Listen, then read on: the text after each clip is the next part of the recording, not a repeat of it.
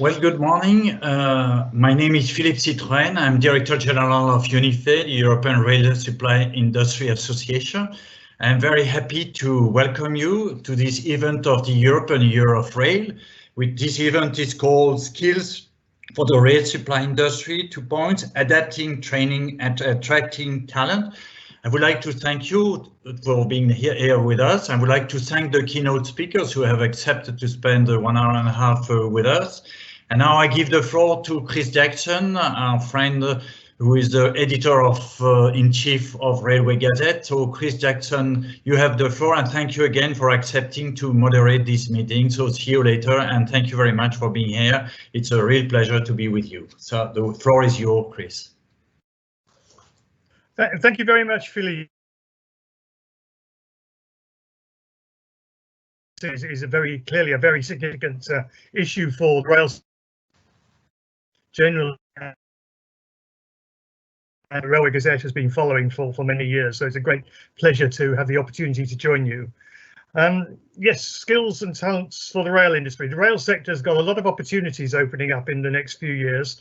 We're building back better after the pandemic. We have the whole climate. Rail has to play a bigger role in the sustainable transport mix, but in order to do that, we need the people. Railway is very much a people industry, both from the operating side and from the supply sector side, in terms of delivering the technology and the equipment needed to run a modern railway. Where do we find the right people? Where do we ensure they have the right skills to achieve and deliver what we need to do? We have a panel this morning, very interesting. I'm delighted. This is the first time I think that I've ever chaired an all-women panel, and it's a sign of change for the rail sector, and it's really very heartening for us. So we have 5 leading experts in the whole skills and training sector they'll each give us a talk of 5 or 10 minutes, and then we'll have about 40 minutes for questions. There is a question and answer function in the Teams platform. If you look at the button at the top of your screen for the Q&A, you can put questions in at any point during the discussions. We may take some after individual presentations. Otherwise, we'll have about 40 minutes for questions at after the 5 speakers. So I'd like to introduce our 5 panelists. We have Marieke van der Weyer from the OECD Centre for Skills, Tina Weber from Eurofound, the EU Agency for the Employment of Living and Working Conditions, Angela Di Febbraro, Professor of Transportation Engineering at the University of Genoa, Sabine Schneider, the Head of Talents and Management at Siemens Mobility, and Sarah Cara from Burson Cohen & Wolfe, who's been doing some work on the presentations for UNIFE's Hop on Rail campaign. So without further ado, I'm going to hand over to our first speaker and invite Marieke van der Weyer to come and give us a general overview of the skills market. Marieke, all yours. Thank you very much, Chris, and thank you to UNIFE for the invitation. Good morning, everyone. My name is Marieke van der Weyer. I lead the work on vocational education and training, or VET, in the OECD Center for Skills in Paris. It's a very sunny day here today. I think you can see the sun on my screen as well. So I'll give you a quick overview of some of the key changes on skill needs and the implications for vocational education and adult learning. Next slide, please.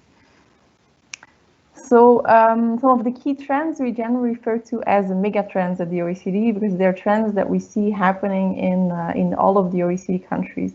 First one is automation. So we know that certain tasks, certain jobs can be automated. We've done some estimates about that. I'll get back to that in a few slides. So we know that indeed certain jobs might disappear, and also a lot of jobs will change because of automation. So that of course implies that skill needs are changing, that training needs are growing. While we often focus on kind of the negative side of automation, on the jobs that are disappearing, we also know from the literature, of course, that a lot of jobs are being created due to technological change. And in fact, if you look at the academic literature, there are some findings that indeed show that the creation of jobs is larger than the destruction of jobs. But of course, the jobs that are being created are very different than the ones that are being destroyed because of automation. If you look at the last 2 decades, we see, for example, that the share of high-skilled jobs has grown by 25% in OECD countries, and also that today already around half of employment is in digitally intensive sectors. At the same time, we also know that many adults still have quite poor digital skills. So there's certainly a mismatch there. Another trend is population aging. Of course, that implies that we might have shortages of labor, but also implies that people need more access to training to make sure that their skills remain relevant and up to date. And finally, there's of course the green transition, where we don't have a lot of data, but we do know that if firms adopt cleaner technologies, that of course has implications for the skill needs of the workers. Also, if you think about more green, more sustainable consumption, that also changes skill needs. Now, these are all trends that have been going on for a while. They're longer term trends. And then, of course, this year or last year, we also were faced by the COVID-19 pandemic, which had important implications for skill needs in the short run. Think about certain sectors like tourism, hospitality having very low demand at the moment. But it also reinforces some of these longer term trends, like digitalization, the fact that we're all sitting here presenting from our living rooms. But also, for example, the green recovery, reinforcing the green transition in certain countries. Next slide, please. So just to give you a sense, a couple of charts with some key data. If you look at the last 2 decades, we see important changes in the employment structure in OECD countries. So this chart shows you that in almost all countries, the share of middle-skilled jobs has declined. So middle-skilled jobs, these are, for example, accountants, assembly line workers, electricians. So their importance has declined, whereas the importance of low-skilled and especially high-skilled jobs has increased. And this is what we generally refer to as labor market polarization. Next slide, please. If we look more at the future, we also know that there's still quite a lot of potential for automation. And this is what I was referring to before. So we have estimated at the OECD that around 14% of jobs in the OECD have a high risk of automation, which means that they could completely disappear. And an additional 32% of jobs have a risk of significant change, we call it. It means that they won't be fully automated, but parts of it will be automated. And that of course means that they will change quite drastically, and that people need to also invest in changing their skills, in upskilling or reskilling. Now, you can also see here there are quite big differences between countries. This, of course, reflects the fact that they have different economic structures, but also reflects, for example, that in Norway, think about the manufacturing sector, for example, it might have already automated a lot more than a manufacturing sector in the Slovak Republic, for example. Next slide, please. There's big differences between occupations, between jobs in terms of their risk of automation. For example, these are the top 5 highest and lowest risk occupations in terms of automation. We see that those who have a high risk of automation are generally your lower skilled or your middle skilled jobs that are quite routine, quite structured, easily to automate. Whereas your low risk occupations are very often high skilled. They often involve some creativity, some social interaction, which is of course very hard to automate. Next slide, please. Now, what can we do to ensure that people have the right skills in such a changing labor market?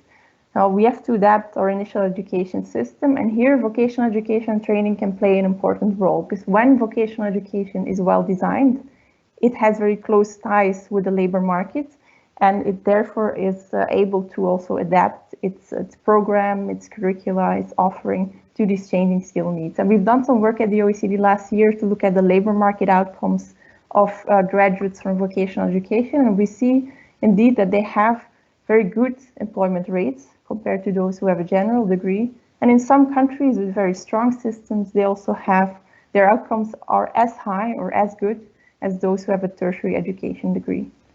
Next slide, please. We also know that vocational education training differs very strongly between countries, and that certain elements of vocational education are more conducive to good outcomes, to better alignment with labor market needs. And one of them is having a strong work-based learning component, for example, having a strong apprenticeship system.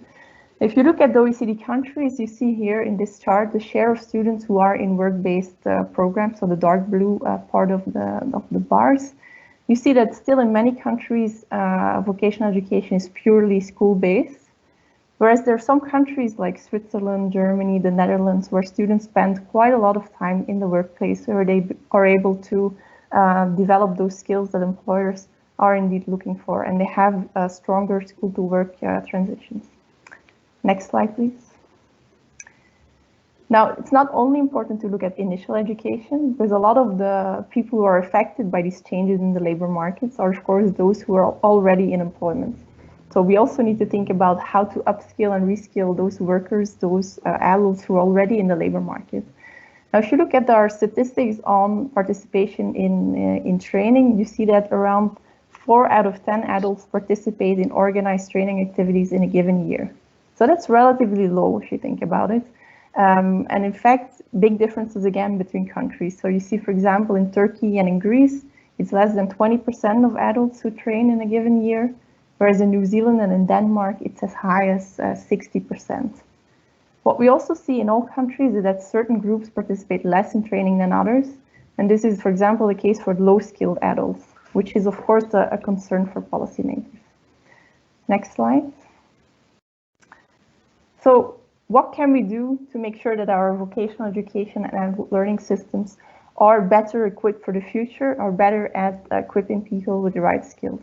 So just put a few policy pointers here. So first one is to increase responsiveness. So to make use of skills intelligence, of data on labor market outcomes, skill needs, to inform adult learning and vocational education, but also to involve social partners in the design of these programs and in the delivery, for example, in vocational education, as I mentioned, to be delivering work-based learning. Secondly, to make systems flexible so that they can be inclusive, so that all people who want to participate in training can actually do so without having too many barriers to participate. Thirdly is to support transitions. So we know that labor markets are changing, and it's unlikely that you'll be doing exactly the same job for your entire career. So you need to be able to also navigate this changing labor market. And for vocational education, what is important here is that students are not just prepared for a very specific technical skill, but they also have these transversal skills and basic skills that are needed in the labor market. Career guidance is the second important aspect here, so we can help people make the right decisions. And finally, to invest in quality. For example, in non-formal learning, this is still something that is quite unregulated and very untransparent, and where some more work is needed. Next slide, please. This is it for my 5 to 10 minutes. Of course, we have a lot more information on this on our OECD website, and I'm happy to answer to your questions. Thank you. Thank you very much, Marika. There's a lot of facts and figures to take in there, but it certainly shows very well that this is a global issue in many respects. So to bring the story closer to Europe, our second speaker is Tina Weber from Eurofound. She's research manager for employment at the EU Agency for the Improvement of Living and Working Conditions. So, Tina, what's happening in the EU? Thank you very much, Chris, and thanks to UNIFE for the invitation to give this short presentation, and greetings from Dublin, where the weather is also nice for a change. So I've been asked to give a brief introduction into the scale of labour shortages in the EU and the kind of approaches that are being used in different member states to address these shortages. And what I'm going to present is based on a research project we carried out last year and which will be continuing this year with some more detailed case studies. Next slide, please.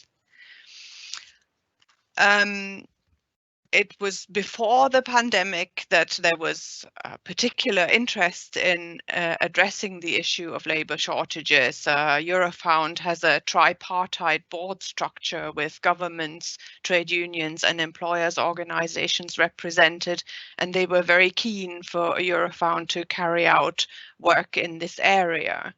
And that was because labour shortages were at the time increasing in most EU countries, and some more so than others. And that was perceived to have a significant impact on competitiveness, on productivity, and on the ability of certain sectors and obviously companies to grow.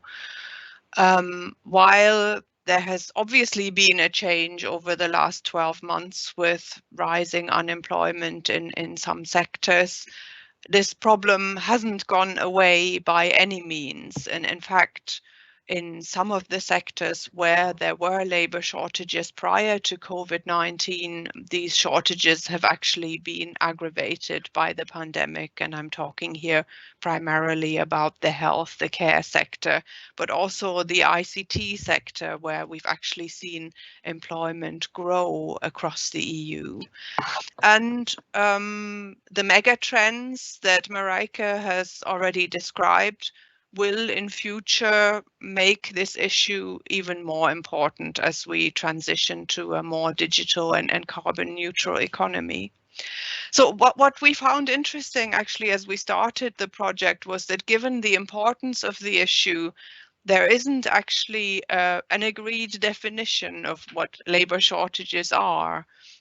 And we therefore developed our own definition, which merges together some thoughts that were already out there and tries to marry more the quantitative and qualitative aspects of the phenomenon of labour shortages, which also takes into account particularly the role of working conditions, wages, but also skills. Next slide, please. So in terms of scale, these are the figures from Eurostat on the job vacancy rate in the EU 27, comparing the quarters 3 of 2013, 2019 and 2020. And you see here that there has been a trend in most countries between 2013 and 2019 for shortages to increase as reflected by the vacancy rate. But then in most countries that vacancy rate has declined. So in quarter 3 of 2019, before the start of the pandemic, that rate was 2.3%, and it has now declined to 1.7%. But when I'm saying this, this issue remains, you already see shortages re-emerging. When we had a slight lifting of the lockdown in a lot of countries, the vacancy rate already increased again. Next slide, please. Another measure that we have of labour shortages is from another European level survey, a consumer survey, business and consumer survey, which asks businesses whether labour shortages are a significant factor in posing problems for production. And that indicator has also increased. In fact, it quadrupled in many countries over that same period, so 2013 to 2019, but then again fell again. The data that I'm presenting on this slide here comes from Eurofound's own European company survey, where we're asking companies whether they're experiencing difficulties in recruiting employees with the required skills. And again, this is relatively recent, but pre-pandemic data.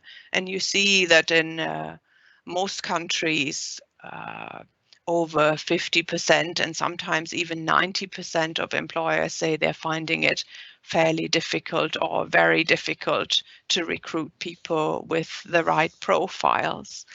Next slide, please.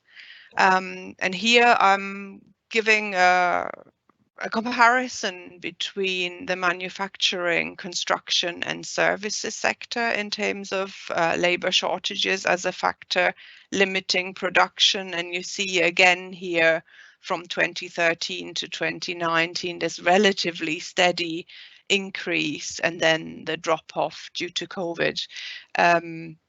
And that increase has been particularly striking, I suppose, in the construction sector, where there was a dip in demand due to the previous economic and financial crisis, and then a rapid increase in demand for labor and emerging labor shortages. Next slide, please. When we carried out our research, we asked the extent to which this is an area of important debate at member state level. And you will see here the extent to which this is considered to be of high, medium or low importance, with many of the Nordic countries seeing this as high on the policy agenda, but also countries like Ireland, Germany, Czechia, Croatia, Hungary and Malta also with a relatively high level of debate. With some difference with the Nordic countries, this debate focuses mainly on shortages among high skilled workers, whereas, for example, in Malta, in Croatia, there is also a debate around shortage of lower skilled workers. So what have countries done to address labor shortages? I will show on the next slide, please. The typology of policy measures that we developed as part of our research. And this falls into categories which, if you like, are to some extent more linked to quantitative shortages and others being more linked to qualitative shortages, although there's obviously some interlinkage between the two. So the first is measures designed to attract labor, and they primarily address the mega trends around a declining population, but also outward migration in some countries, low levels of internal migration. And these kind of policies tend to revolve around seeking to increase the attractiveness of certain sectors. And that is not always just about pay, it's also about increasing the attractiveness of working conditions. It's about making certain regions or countries more attractive.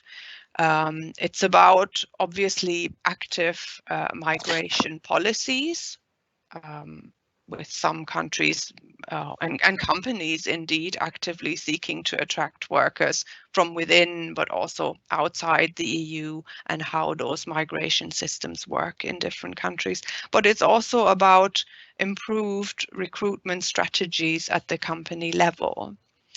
Then the second pillar of the kind of policies that can be implemented, we focused relatively narrowly here, and this is about activating underutilized resources. So as you will all know, in many countries, women are still a lower share of the working population. There is a need to activate more disabled people, migrants, minorities. So these measures are mainly focused around overcoming barriers to even being able to enter the labor market, like work-life balance measures, language training, but also measures to try and tackle discrimination in the workplace. And then finally, one of the most significant approaches, and this is what Marijke has also largely been describing, is what we've called enhancing the use of existing labor. And that's not just people already in the labor market, but also unemployed individuals. And here we're talking about better skills foresight, a better integration between skills foresight and vocational education and training, but also higher education, better matching between supply and demand through enhanced systems within public employment services, but also private matching services, better active labor market policies, which, for example, combine training with workplace-based experience rather than just being school-based. But this also includes support to retain workers. And here particularly, we're also looking at the retention of older workers. So next slide, please. This is what I wanted to present in terms of a kind of broad schematic of the kind of measures that can be adopted to address skill shortages, as well as giving a brief introduction of how significant the phenomenon is in the EU at the moment. Thank you, and happy to answer any questions. That's great, Tina. Thank you very much. It's very, very useful to see the kind of policy levers that you can pull, and it is clearly not straightforward. There are sort of balances and opportunities between pay and working conditions, between skills. I'd say the recruitment of under-resourced, underutilized resources, obviously a significant challenge, particularly for staid and shall we say male-dominated industries to focus on being a little bit more open and inclusive. So our third speaker in this respect is Angela Di Febbraro, Professor of Transportation Engineering at the University of Genoa, who is leading the European Rail Skills Alliance, and will be needed for the rail sector in the future, and how best to deliver those in a way that presents rail as an attractive industry to come into. So Angela, over to you. Thank you, Chris, and thank you to all for this invitation. Good morning. So I think we can go directly to the second slide, please. STAFFER stands for the Skills Training Alliance for the Future European Rail System. This is a project which has been funded in the Erasmus Key Action 2, the Sector Skills Alliance, for the year 2020. You may know that any year the Commission defines a limited set, usually 6 of them, critical strategic sectors on which focus the attention for these aspects. So last year, rail was one of the 6 strategic sectors, and this is the one project that has been funded in the framework. The project will last for 4 years until the end of October 2024, so we are just in our first month of the project. We are just organizing and starting with the first activities. The grant that we have received is almost 4 million euros, and I have the honor of being the coordinator of this big project. And next slide, please. Just to give an overview, I prepared a short but comprehensive description of the project. Maybe it's too long, so I'm going to leave in, of course, the slide to be shared after the meeting, and I skip some of them.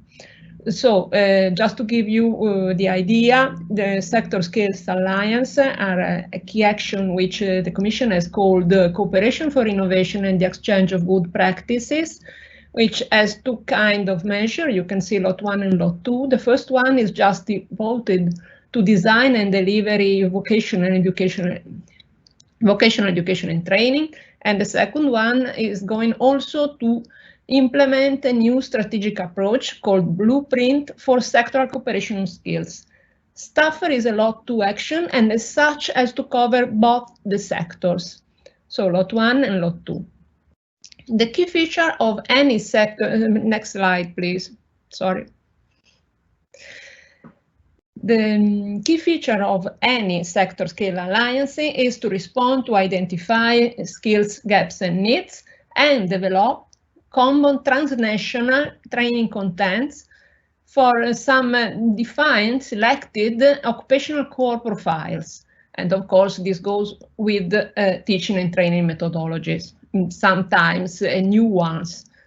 Second key feature is to develop, again, sectoral skills and strategies to reduce, on one hand, skill shortages, gaps and mismatches, but also to ensure an appropriate level of qualities and skills with the aim to support and foster growth, innovation and competitiveness in the specific economic sector selected.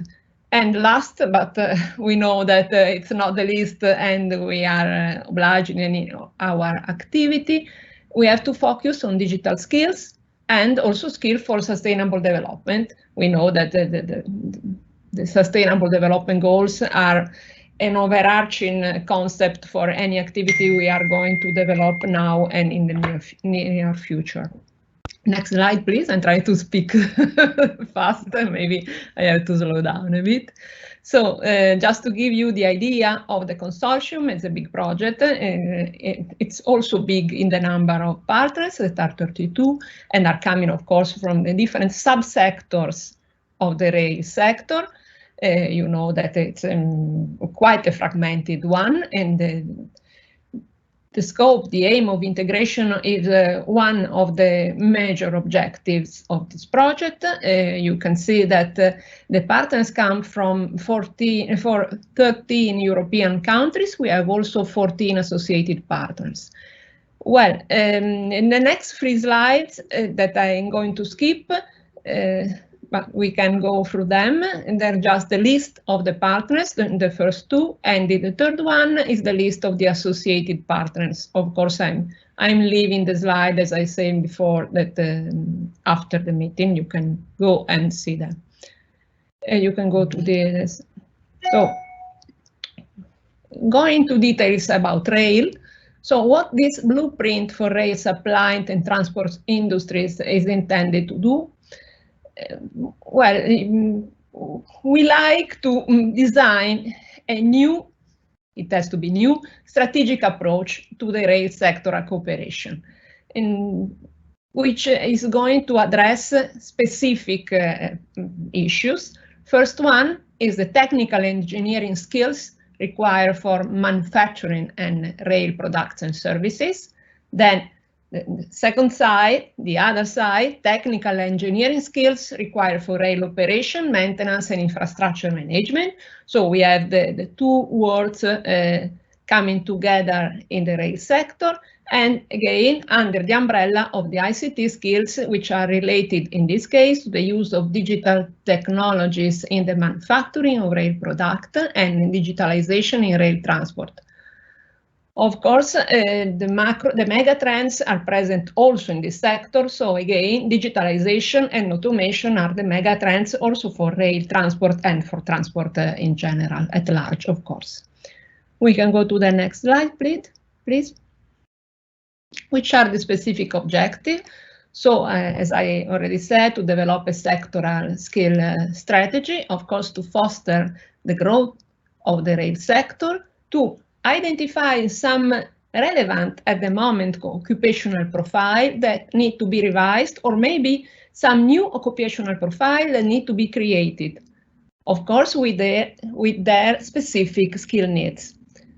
Then, of course, develop concrete solution in vocational education and training from the in the AQF from 3 to 8, so to the maximum of this level.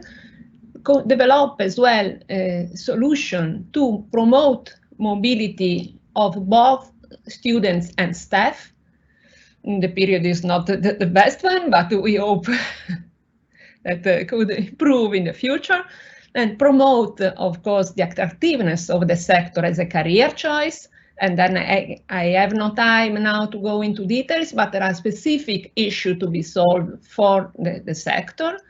And last, develop a long-term action plan to be able to roll out the results of the project at a different territorial level, national, regional, until the local, after the end of the project.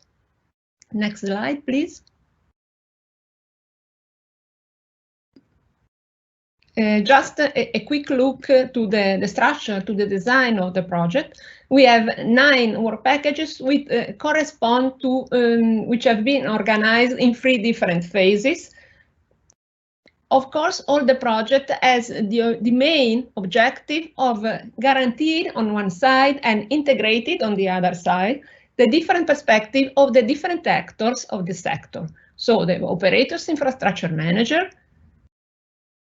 We are, of course, more focused on the skills which are relevant to resource management, maintenance, and service for the people, and freight, and so on.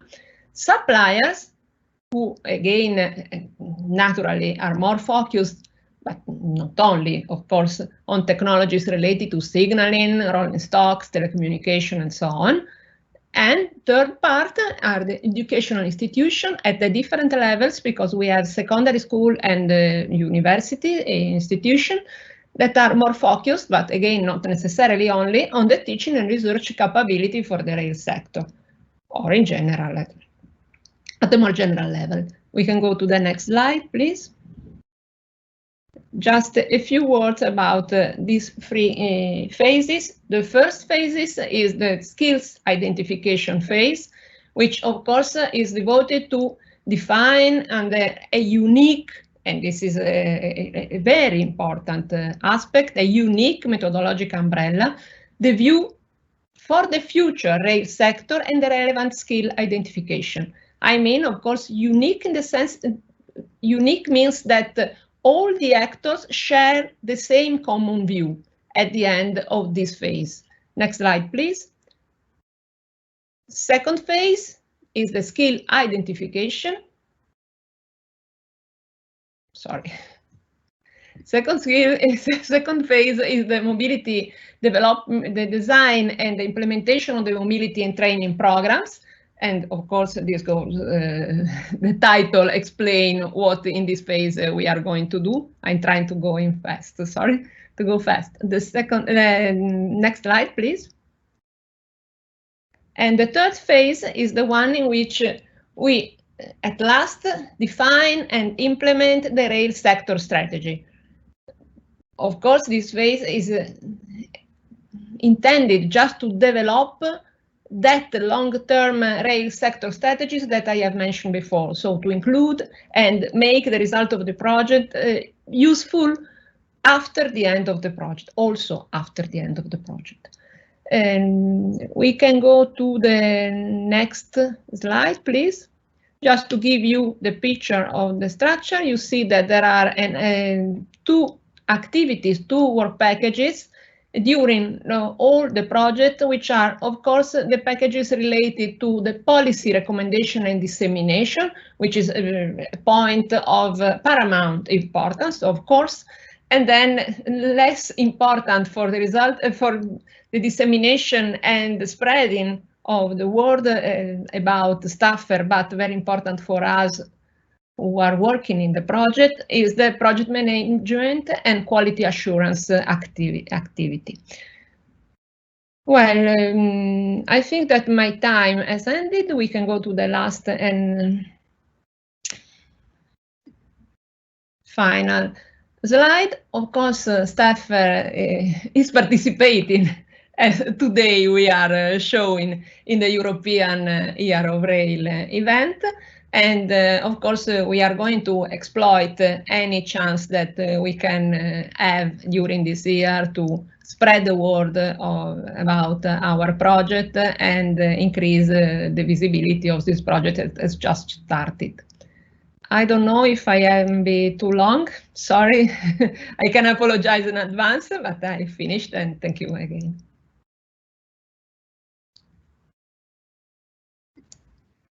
I think you are mute, Chris. Yeah, I'm muted. Sorry.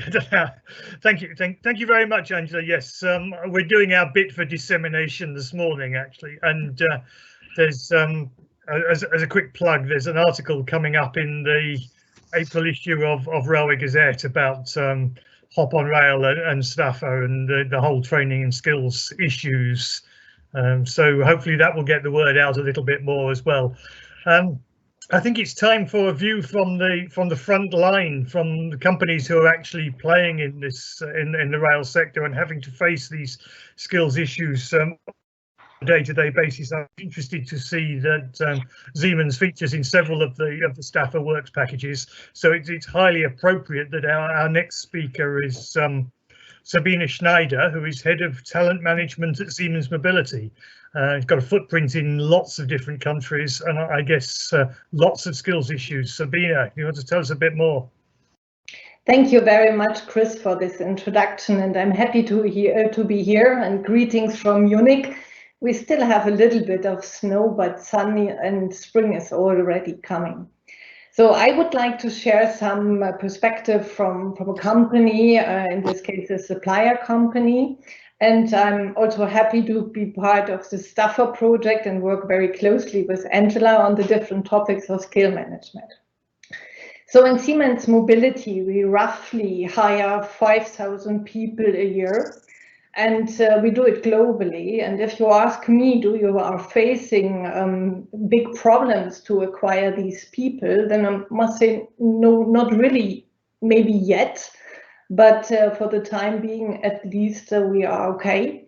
But we are investing, and that was the point of Tina, we are investing also a lot into recruiting processes, into working with different universities, and we are also doing a lot on training and development so that people can retain the right skills and work on their resilience.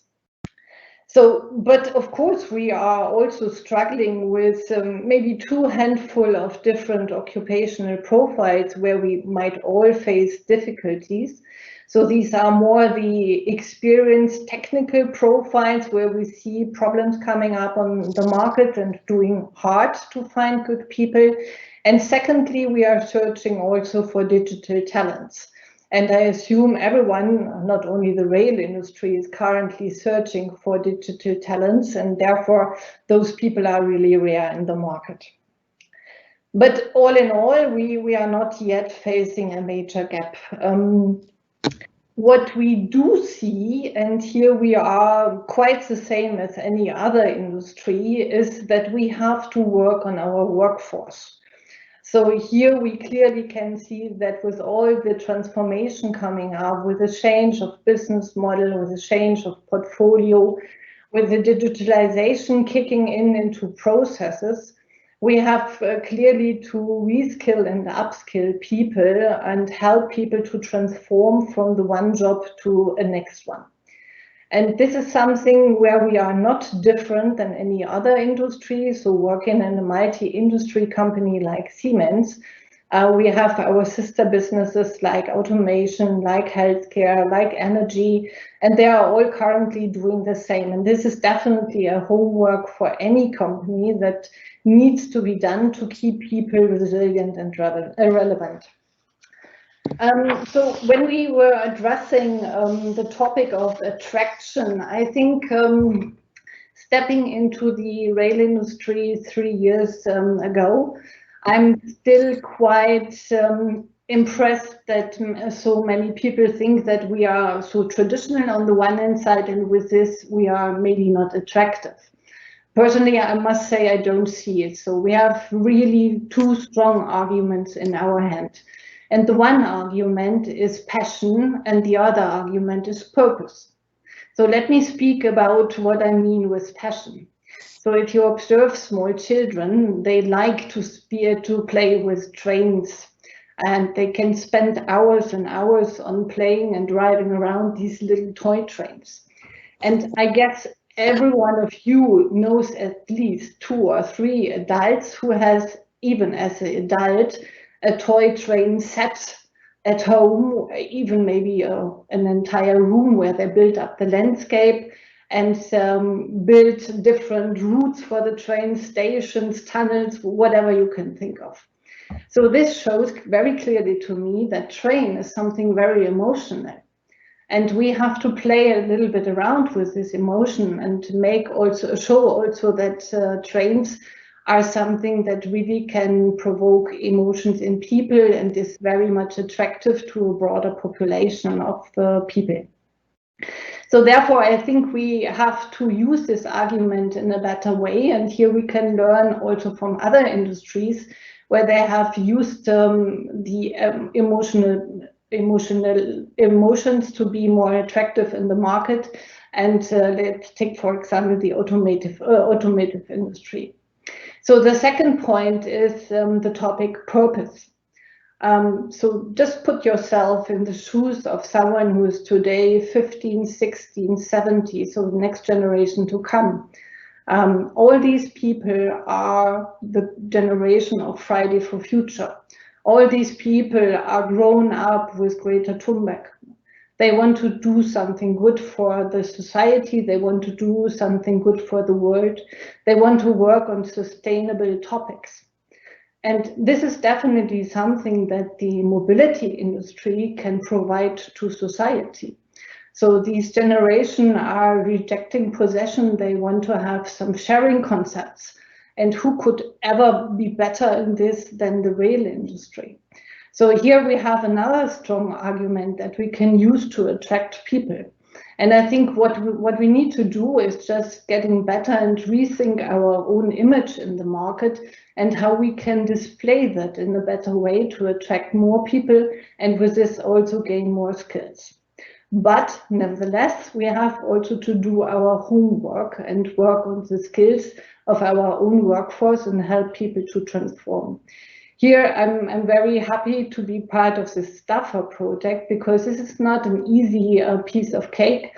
So here you really have to transform from the trends that we see coming up in society, in technology, in politics. You have to derive the impact to different skills and occupational profiles. And with this, you have to see what is missing and how you can help people to train and to develop.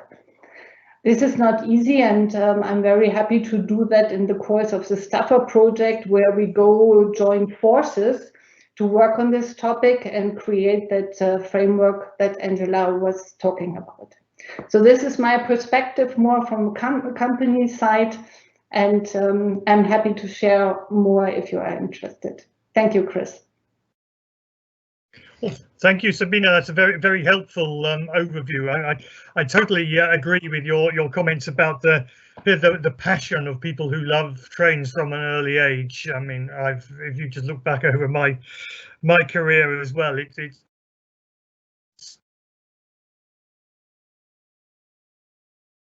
between balancing sort of passion for the past and the celebration of the history of railways with the excitement of new technology and the modern future-facing railway going forwards. And it's getting that forward-looking message over, I think, is a big part of what we have to do, particularly in the EU Year of Rail. And I like your comments about Greta Thunberg and the green. The younger generation's focus on green and sustainable mobility, because that certainly offers opportunities for the rail sector, and that's very much the thinking behind the Hop On for Our Planet campaign, which is the topic of our last presentation. So I'd like to invite Sarah Kara from Burson Cohen & Wolfe to tell us how we can all hop on rail. Sarah. Thank you, Chris. Good morning, everyone, and thanks for the invitation in this unique female panel. Highly appreciated. Last October, as BCW and together with Think Young, we supported UNIFE and a group of companies such as Siemens Mobility, Lucchini, Alstom, and many others, with the launch of an initiative that was meant to be looking at the future. There is a dedicated website about this initiative. It's hoponrail.eu. There you find all the information about the campaign. The campaign is called Hop On for Our Planet. So it does have a big focus on the sustainability and on the future. And there is a lot of initiatives also that are happening on social channels and that you can follow. When we started working with Unife and with other companies, we were extremely impressed by the know-how, by the drive of the industry, of the rail supply industry towards innovation, looking at the future, and the ambition of the campaign, as well as the core ambition of those companies and of Unife, was precisely to look at how can the industry make a contribution for the future, looking at sustainability and the environment. And we all know that we are living through uncertainty, through change, but at the same time, we also see that many want to give a contribution from young generations, but also on the company side. And for the rail supply industry, the contribution for the future is called innovation. I really liked what Sabine said about the passion. So there is that combination of passion and innovation.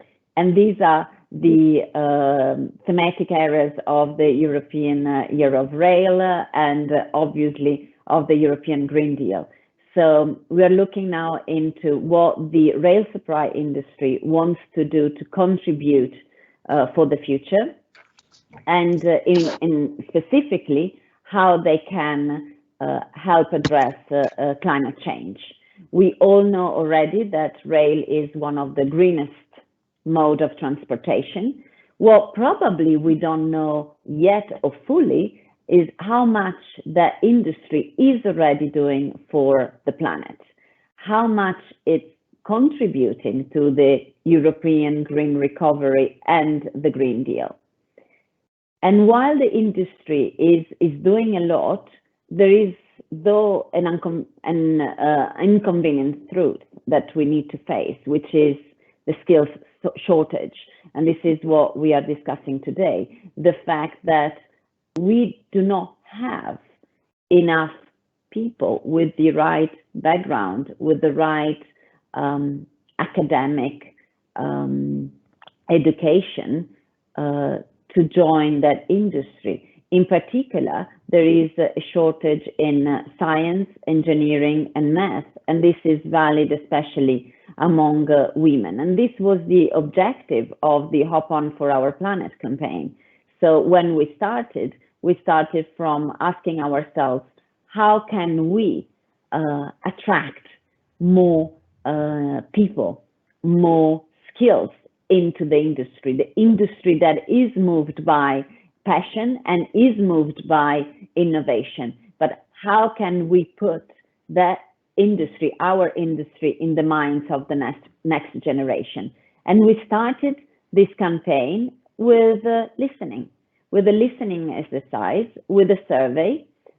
We looked into more than 2,000 respondents, representatives from the next generation, specifically Generation Z, so young people aged 16-25, the ones following the millennials.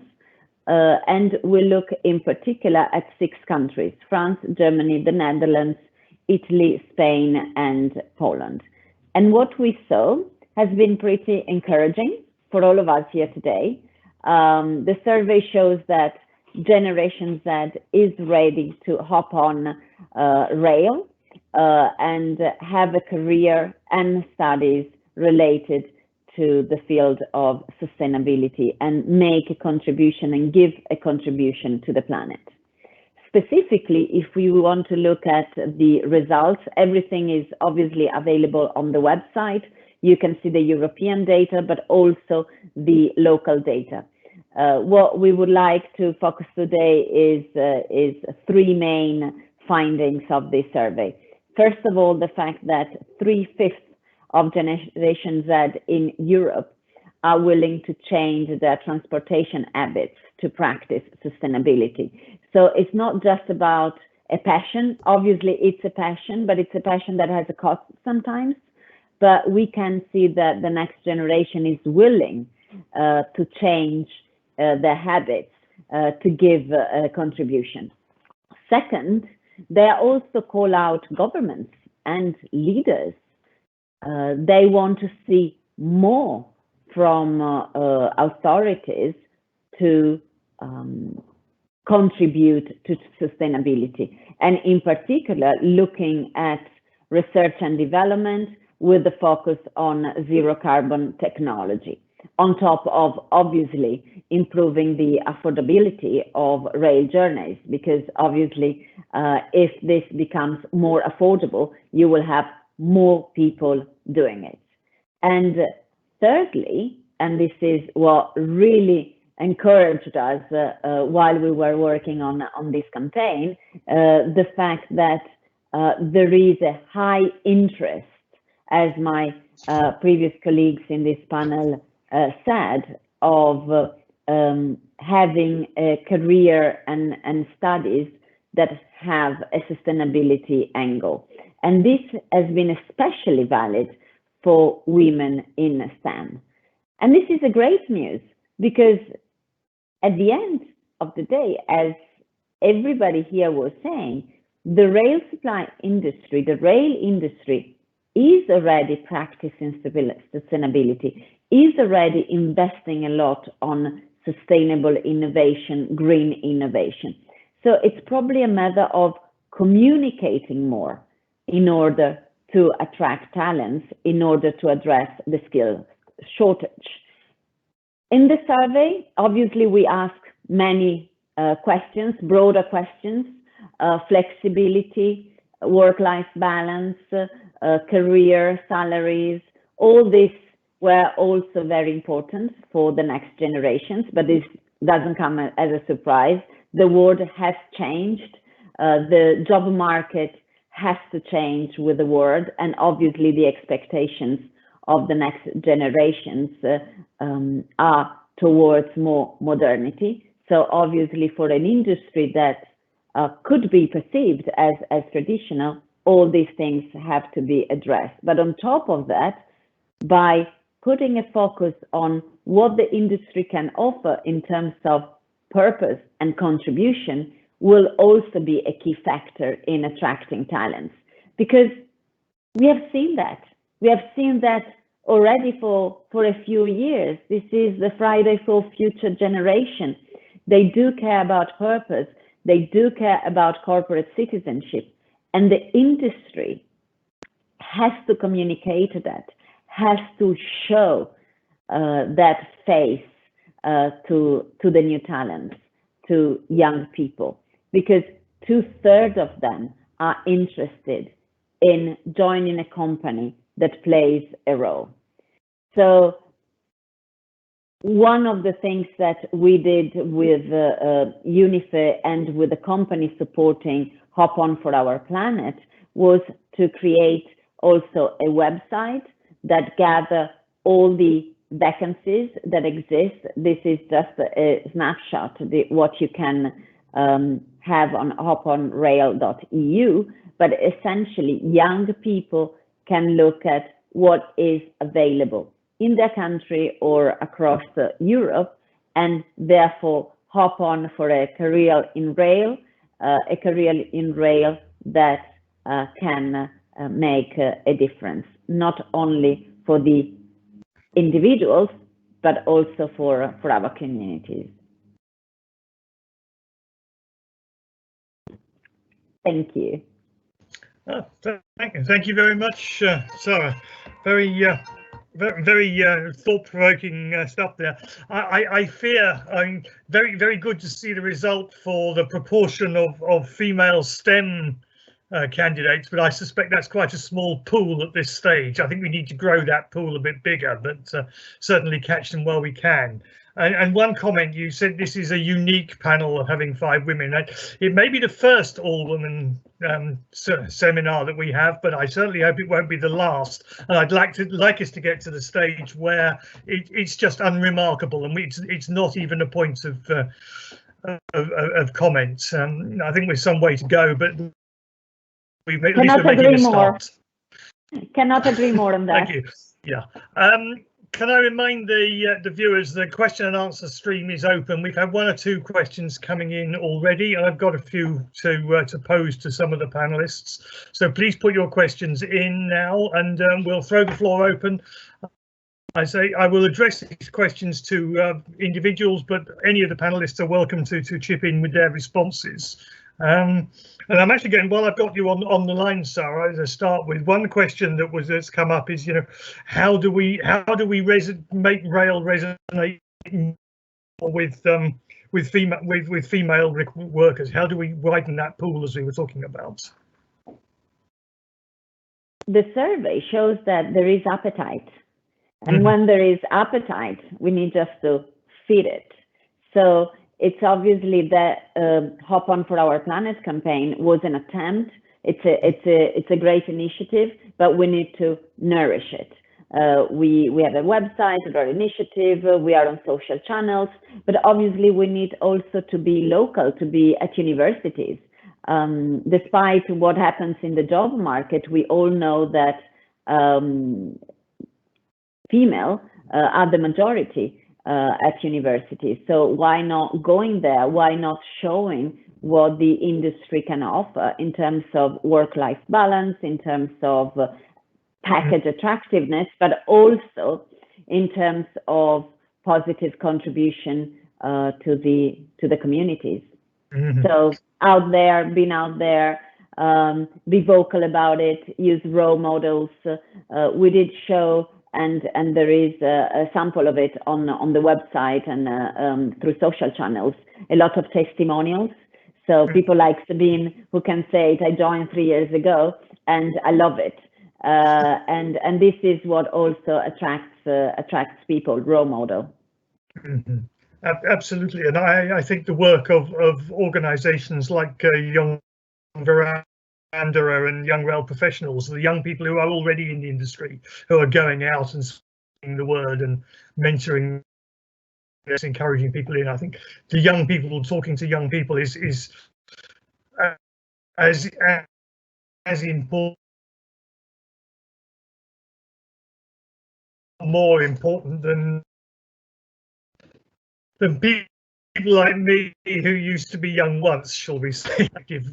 For Siemens is in so many countries. Where do you see the biggest hunger for talent? What country need to focus on upskilling in particular? Are there specific areas that you see issues? I think you're muted.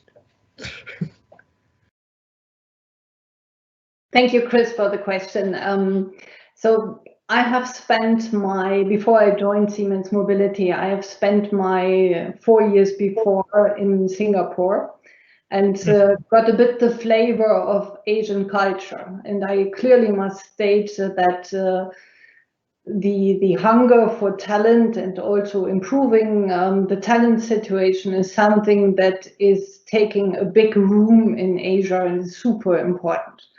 So when you are sitting together with an Asian talent, then they will immediately ask you, what can I learn? What are you recommending to me? What kind of skills should I build up? And this is definitely something that is different from what you experience in the Western world. So therefore, there is a lot of hunger in the society. And if you just look to the different growth of population, we can also clearly state that the population in Asia will grow much more. But nevertheless, I think it is a global topic. So the hunger is, no matter in what kind of society, are the hunger to do some challenging jobs, some jobs that provide you with a good feeling. This is something that is globally and common. So you can get those people from all different markets. This is nothing special to any world region. And just connecting to what Sarah said before about the women, I think we are quite attractive because building trains is something where you can face a lot of challenges, and with this you also have exciting jobs to do.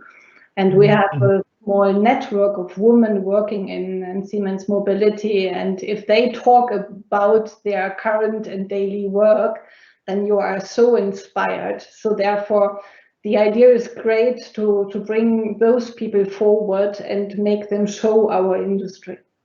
If I could add something, Chris, after what Sabine said please. about hunger, is I think that what has been launched by the Commission, by the President, Madame von der Leyen, on the Green Deal a year ago, and all the objectives that have been launched by the Commission about climate neutrality and the fact that everything has to be more green, it's absolutely changing, I think, the mindset of the people and certainly of the young people. So we will certainly be much more able to attract young people in our sector, because there's in addition to all those sustainable development topics, you have digitalization, which shows that we are now going on a way of real modernization of our sector. So I think that things are progressing, and we are quite lucky, if we go back to the topics concerning the women in transport, is that today we have a commissioner who is a woman, Commissioner Vălean. You have the chair of the TRAN committee who is also a woman. So a lot of things are changing and going in the right direction, I would say. Absolutely. I would say probably as well that the trends in automation and digitalization that we mentioned earlier are actually making some of the jobs more skilled and less physical. So therefore, they're much easier for people to take up who are not particularly sort of reliant on brawn and muscle in the old-fashioned ways. And that's not just about women. That's about disabled people of the whole sort of broader perspective on the skills pool. I think we probably also widen. Sabine talked very much about the sort of passion and the hunger for learning and improvements in Singapore. I was going to ask Marika, from the OECD perspective, you very much have a sort of global reach. Are you seeing the same kind of skills challenges and skills issues in other parts of the world, like North America or Japan or Korea and so on? And are they doing better at dealing with it than the Europeans? Indeed, those mega trends, of course, by their nature, we see them happening across the OECD countries, albeit at different speeds. So think about automation, for example. There's some countries like OECD countries like Mexico, Chile, Turkey, where there's still a lot of potential for automation. So they have a high risk of automation, but that doesn't naturally mean that will happen. No, there's what we estimate is what could potentially happen, but for automation to happen, the cost is of course important. So if labor is very cheap, automation will be adopted slower. There's also differences in the attitudes towards technology adoption. Think about driverless cars. Not everyone is as open to that, or even robots in the healthcare sector. So there's very differences between countries. And another mega trend where we see big differences and is population aging. It was just mentioned before, Korea, Japan, or the OECD countries where this is happening at the fastest rate.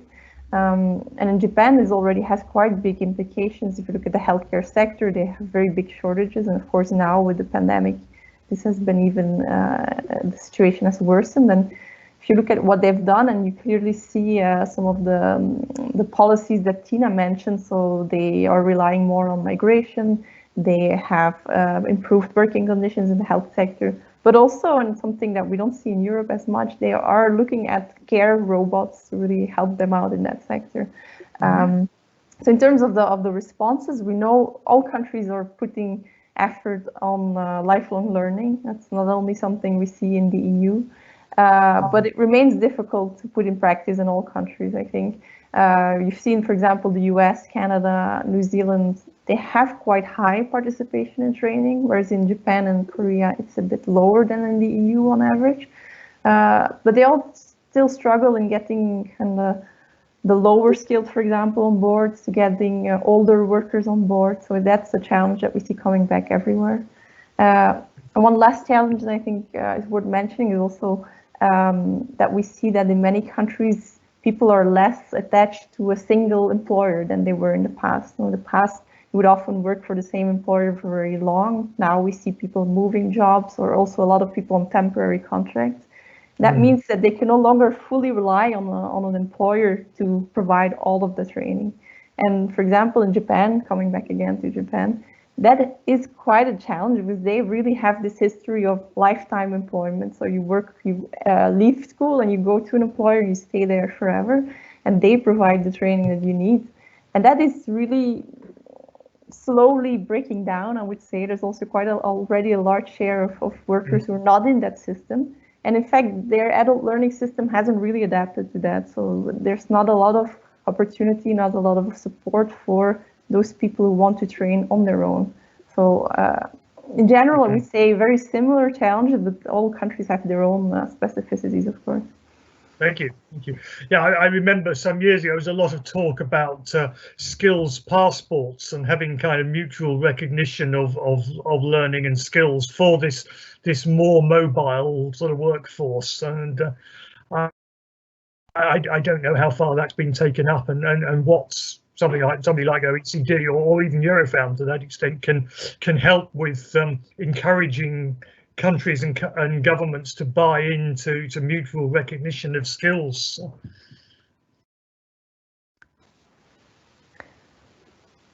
Yes, that is indeed something that is important in that area, recognition of prior learning, the things we speak about, micro-credentials these days, so being able to kind of visualize the skills that you already have and bring them in when you're working on training. And indeed, we at the OECD, we support countries in understanding what they can do to improve such a system, to develop such a system, to learn from what other countries are doing. Thank you. Yeah, Tina, I noticed on one of your graphs attracting workers, the skills shortages in manufacturing were growing faster than services. Is that a particular challenge for the European sector, and what do you suggest we can do about it?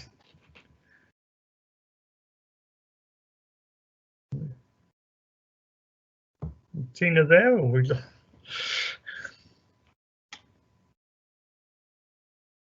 Tina, you're on mute.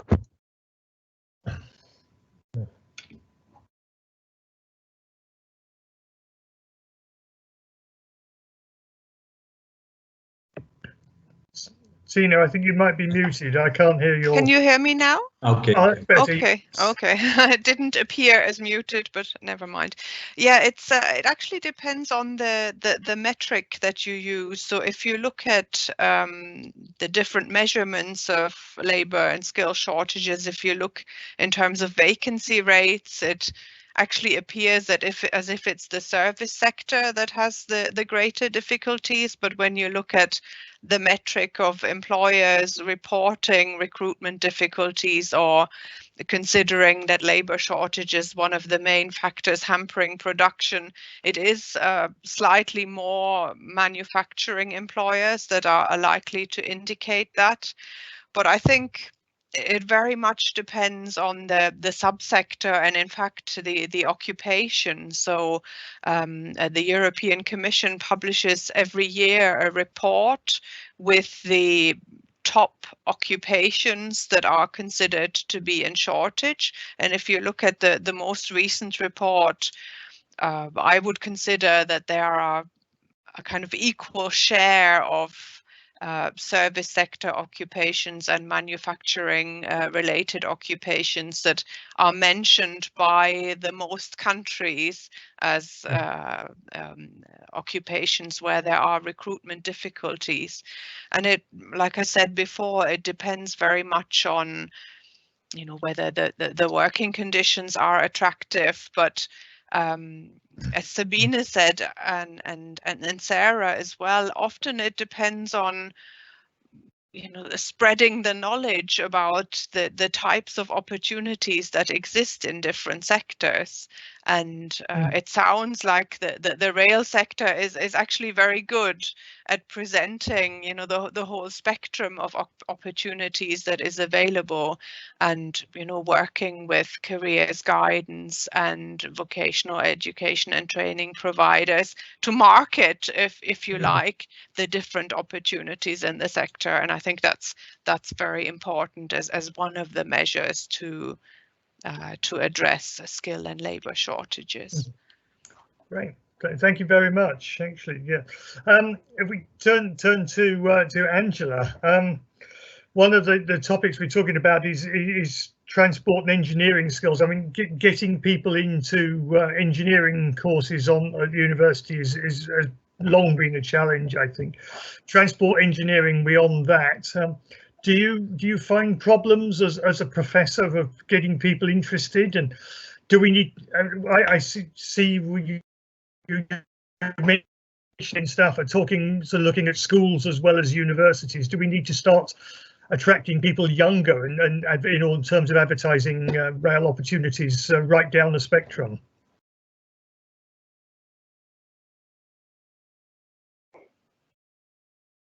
Sorry, I was muted. Thank you for this answer. I'm particularly pleased to answer this question. Well, as a professor, I can say that, of course, we would always like to have more students.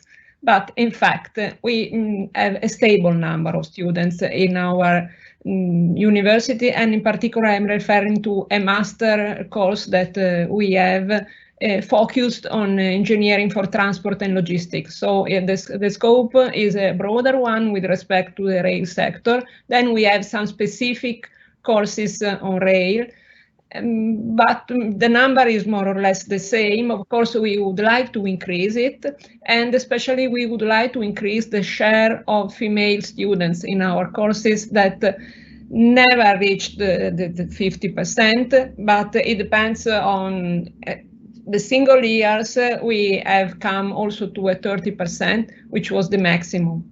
So this goes with the fact that STEM areas of expertise are still seen as more male sectors, especially as far as it concerns engineering. I am an engineering, but I can say that the share between female and male students was more or less the same when I studied many years ago at the university. Now, what we can do? Of course, we have to give a better vision, a better picture of the transport sector as a whole and of the rail sector in particular. With better, I mean more attractive, and especially more attractive also for female students. You know, probably all of you know that the trends towards the introduction, unavoidable introduction of soft skills also in the transport sector, in particular in rail sector, is making up the idea that the sector is going to be more welcoming also for female workers, because it's not so hard as thought of before. I'd like to share with Sabine the impression and the belief that passion and emotion are very important. I like to say that any year in our courses, we find some young people very fond of rail. Though they have probably maintained their passion from when they were children, and they love trains, love rail.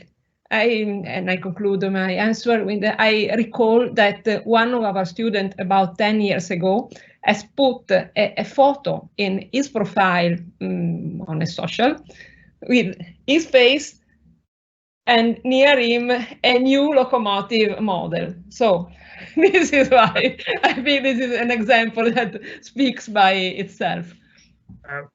Absolutely, the passion never leaves you. The challenge is to be pragmatic and focus on facts as well as the passion. Sabina and Angela just mentioned your involvement there. And you said, you pointed out that Siemens is a global company and it plays in many different industry sectors, and there are similar kinds of skill issues in different parts. Are you learning? Is mobility learning from automation and healthcare and energy, and are you exchanging ideas across the business about how to address these challenges? Absolutely. I think this is very important also to look into different industries and understand how they tackle the problem. It depends a little bit on when, and you might know this famous S-curve for the digital transformation. So when are certain industries stepping into the hot phase of transformation in terms of digitalization? Mm-hmm. And here definitely there are some front runners, like for example media or music, that have been affected by digitalization very early. And these more traditional industries, but the hardwired industries come later in a stage. So therefore it is super important to learn from other industries how they have managed that and what have been successful for them. And even try to exchange and hire people from these different industries to be capable to just take in this knowledge and see how this can work in your own industry. So when we are talking in Siemens with the colleagues on skill development, there is another piece I would like to add to this. We ourselves, we are also affected by digitalization. So when we are talking about skill management, we have to think about how we can do this easier. Because to find the right training as an employee out of a universum of different opportunities that I have is super difficult. So why are we not using artificial intelligence to guide people through these training jungle? Why are we not using intelligent data analytic systems to predict how the workforce is developing in the market in certain areas of interest? Why are we not using data help for people when it is about to analyze skills? So I think there are tons of opportunity even for us to think about how we can go in the same direction as the business is doing. Mm-hmm. Actually, that's a very interesting concept. Actually, maybe it's a advertising what jobs are out there is to have a sort of job matching engine and say these are the kind of jobs, these are the kind of skills that might suit your temperament, and this is where you can get the training courses to go with it. It's the opportunities are endless. Absolutely. Looking at the questions coming in on the feed, this is quite a specific one to Sarah about the need for communications and recruitment, advertising, and marketing. Lots of companies say how much report each year, how much they spend on research and development, but how much should companies be investing in recruitment and marketing and trying to sell the opportunities in their business? There is no one answer, I would say. The job market is crowded, and companies are trying to attract the best talents, and sometimes they have similar requirements. So obviously it's a fierce competition, and marketing and communication is a way to attract people. But as we say, when we build a campaign, when we work with clients, it depends always on your objective, and then everything follows. So we always say, so what's your success? What is the ultimate goal?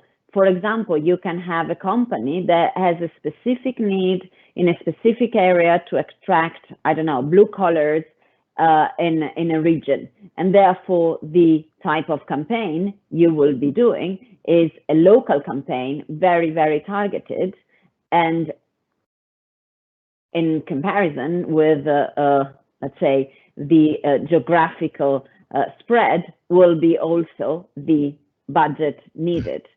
On the other hand, you may have a company that is big and global with global ambition that wants to have diversity of skill set, but also of culture, of background, and therefore you will need to work on a different scale. But everything depends on the objective, on the goal, and on the need. So we do not have, let's say, a size that says this is the minimum budget or this is the solution. But definitely the most important is always to link it to the business goals. So a company that approaches an agency like ours would need to have very, very clear data-driven insight that says, this is our business need, this is what we need to fill the gap, and then together we can find a solution. So it's down to the business, the market, the opportunities. Absolutely, I totally get that. Interesting question coming from Carlo Borghini, the executive director of Shift to Rail, who makes a very valid point that that railways at the moment are moving from, if you like, an operations-focused sort of inward-looking business into much more of a customer service, multimodal, outward service-orientated industry, which means a total change of mindset. And how do we retrain, or how do we educate existing staff and make sure that they are taking this kind of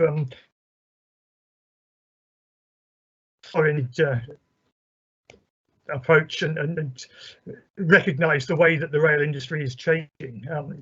Maybe Angela or Sabina might like to come in on that one. Angela, if you don't mind.